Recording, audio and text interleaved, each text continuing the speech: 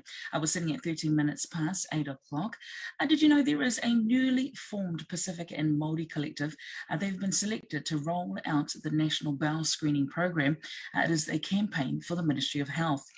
Puhimoana Ariki is a collective of 3 Aotearoa-owned agencies, which we will find more about as we're joined now with Puhimoana Ariki Collective Creative Director, Inia Maxwell, alongside Strategy and Pacific Creative Lead, Amatailevi Stella Muller. With that, I say morena and welcome both to the show this morning. Morena. Yeah, good morning. Thank you so much, guys, for joining us this morning. I'd love to come to you first, though, Stella, and just maybe give a bit of a breakdown. Who is Puhimoana Ariki Collective?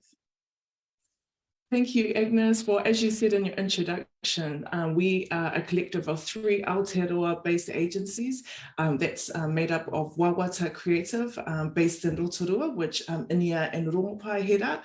And then there is a media buying agency, the Digital Cafe, headed up by McNeil, based in Wellington. And then, of course, the Pacific component is Bright Sunday, headed up by myself and Robert. And together we have, a team of about 20 people and a massive network of Māori and Pacific creative and marketing practitioners.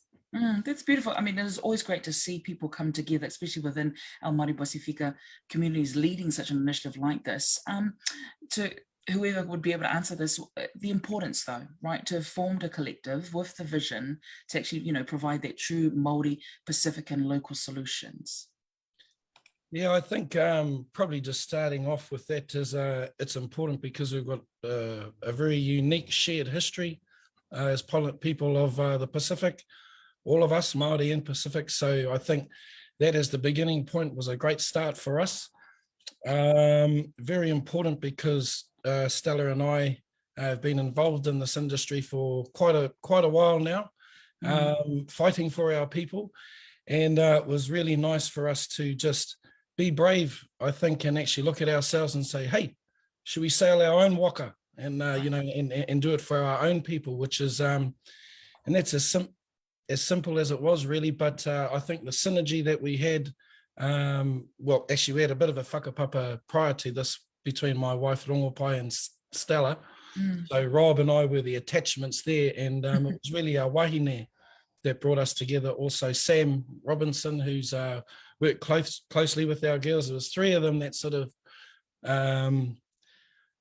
gave us the courage, I suppose, to really believe in ourselves and say, hey, we can do this. So yeah, really exciting for us to actually have that opportunity. When we saw the brief, it just spoke to us and said, man, this is something that we need to go for. So very excited and very, very proud to say that the relationship that we've formed in this short time as well is one that will last for a lifetime. I mean, really, what was the initial reaction, though, like being selected to actually roll out the National Bowel Screening Programme? Wow, was first. Actually, no, I was proud of firstly ourselves, that our risk, I suppose, or the bet that we made paid off, but also to acknowledge the Ministry of Health for believing in the expertise and networks and lived experience that we brought to the table. So to have that acknowledged was really the wow factor for me, that we weren't going to be attached to something else. Yeah. Beautiful, beautiful. If you're tuning in, we are speaking with Puhimoana Ariki Collectives, Inia Maxwell, and also Amatailevi Stella Muller. Stella, I'd love to come to you. With Puhimoana Ariki leading this actual work, I suppose it is a win for our Pacific and Māori community, right? Yeah, absolutely. That's what we believe, and we believe that that's why the Ministry of Health picked us. It means that Māori and Pacific marketing, advertising, and creative practitioners are actually not just sitting at the table. We are guiding, we are co-creating, we are leading, we are building with the ministry, with the community, with the stakeholders. And really, what we know, I don't think I have to explain this to you, Agnes, that, as Māori Pacific people, we have our own ways of thinking, doing, and creating that you can't explain. You can't it out of a manual. So there are those deep knowing and ways of working that we're going to be able to bring to the table. Love it. Inia, where are you though at with the campaign planning? And I suppose when is this actually going to, roll out? Yeah, it's been an exciting process. We're actually at our co-creation stage at the moment, which is basically we're working with people who have lived experience and insights and really just fleshing it out and pulling it apart so that it informs our creative brief or our PO that we can always go back to when we're launching out. But very exciting times, a very exciting time at the moment. It's where the rubber hits the road. It's crunch time, I think me and the sis said so, but we're very, very excited about putting something together and working together with all the amazing insights that we've got from our networks and our people, and making sure, I suppose, most importantly, that doesn't get distilled and that message still comes through, which is, I suppose, our job. Yeah, I like that. Stella, talk about having to be able to lead this campaign and have it roll out. I'm sure people are going to be like, well, how are we going to measure the success of this?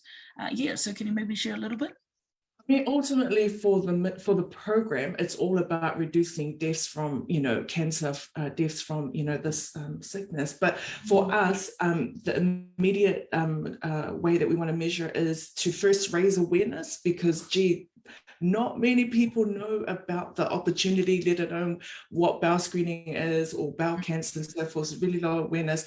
But when you're designing a behavior change campaign, it is all about the small nudges. And one of the nudges is measuring, as a result of deploying the campaign, an increase in people's intention to test. So that's probably one of the metrics that we look at, and raising awareness in the first instance. But ultimately, we want to see our mātua returning those test kits back, because that's one of the things that people don't know. They don't know that it's free. A kit gets sent out to our mātua between 60 and 74 years old. You can do the test at home, the sample, and send it back, and then you will find out if there's any traces of blood or so forth. So yeah. No, that's great. And look, I love always that whole thing about bringing awareness to it. From both of you, though, as we wrap up, would love to know what would be, I suppose, maybe your key or final message to our community of listeners this morning. Inia? For me, I would just say that to the listeners, with this particular campaign, we're very passionate about it. A few of us have had lived experiences in whānau that have done it, but just don't be afraid, whānau, do whatever it is, and as Stella just mentioned, it's too easy. I think is probably the problem. It's too easy to do the test, but find your way. Find your way in making sure that you're happy to make the test, because it'll save your life. Yeah, amen. Stella, let's end off with you. I'll end off with a fact. One of the things I learned was that if you can detect the bowel cancer at stage 1, you have a 95% survival rate. Right. If you detect it at stage 2, I think it's about 75%. So basically the message is early detection increases your chances of being able to deal to the cancer. So what a gift. Absolutely, what a gift. And it is a gift to both have you on the show this morning. Really appreciate just getting a little bit of insight into the work that you both will be doing, and really thank you for advocating for our Māori and Pasifika people. So thank you so much, guys, for joining us this morning.